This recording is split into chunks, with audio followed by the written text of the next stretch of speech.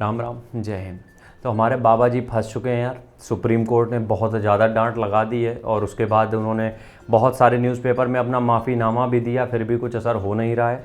तो पतंजलि के ऊपर आज के टाइम का सबसे बुरा दौर चल रहा है। और ये सुप्रीम कोर्ट के जो एक्शंस होते हैं, हम इसके खिलाफ नहीं है, मतलब हम खिलाफ हो भी जाएं तो क्या फ़र्क पड़ेगा, बट फिर भी हम ये कह रहे हैं ये एक्शंस होने चाहिए। क्योंकि जब बात आती है कि किसी भी चीज़ को आप मेडिसिन के तौर पे अगर बेचते हो तो उसकी लायबिलिटी अगर नहीं है सही, उसकी अगर क्रेडिबिलिटी उतनी नहीं है मार्केट में, या फिर लोगों को फ़ायदा नहीं पहुंच रहा है, तो वो नॉनसेंस प्रोडक्ट को डिलीट या फिर ख़त्म होना ही चाहिए पूरी तरीके से, हम ये मानते हैं, ठीक है। बट सुप्रीम कोर्ट इन चीज़ों पे क्यों नहीं ध्यान देता है कि मार्केट में मौजूद 90% से ज़्यादा प्रोडक्ट जो क्लेम कर रहे हैं वो देते ही नहीं है। कॉम्प्लेन कभी तुम्हारी हाइट नहीं बढ़ाता है, बूस्ट कभी भी तुम्हें इतनी इंटेंस एनर्जी नहीं देता है कि तुम बहुत कुछ अच्छा कर पाओ, प्रोटीन एक्स तुम्हारी बॉडी कभी नहीं बनाता है, ठीक है। सब में शुगर भर भर के पड़ा है। तो इन फूड में भी जब एक्शन होने लगेंगे तब भारत वाकई में एक फिट कंट्री जो है वो बन जाएगा। खैर, अभी तो आते हैं हम पतंजलि के ऊपर। तो बाबा रामदेव हमारे, जो कि अपने आप को मतलब ये बताते हैं कि बीमारियों को अगर जड़ से निपटाना है तो बाबा रामदेव के पास आना पड़ेगा।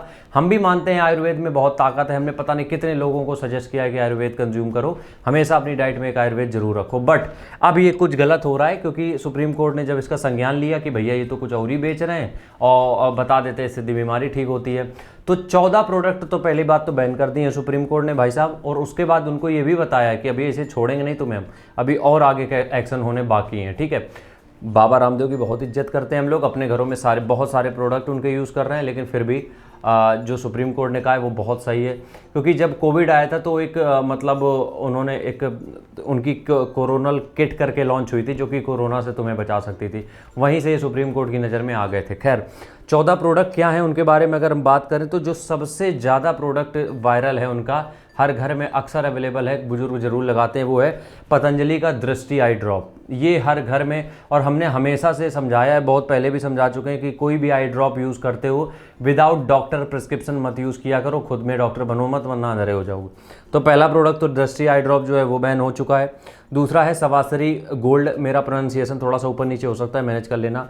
स्वासरी वटी जो है एक, ब्रोंचम, सवासरी प्रवही, अवलेह एक आता है उनका वो भी, और Muktavati extra power, लिपिडम, BP grit, मधु ग्रिट, मधुनसनी वती एक्स्ट्रा पावर, लीवामृत एडवांस, लीवोग्रिट और आई ग्रिट गोल्ड, ये जितने भी प्रोडक्ट हैं ये पब्लिक एपोलॉजी के बाद भी बैन कर दिए गए हैं।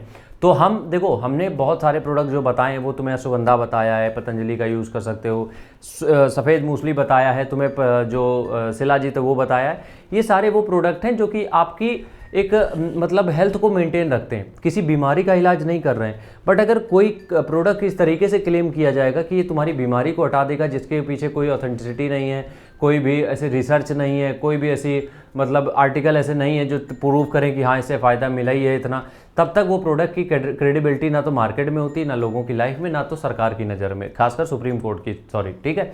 तो सुप्रीम कोर्ट ने इन्हीं सब चीज़ों को जब समझा तो बुलाया भैया, और उसके बाद आचार्य बालकृष्ण और रामदेव साहब के ऊपर एक बताया उनको कि भैया ये गलत हो रहा है तुम्हारी तरफ से।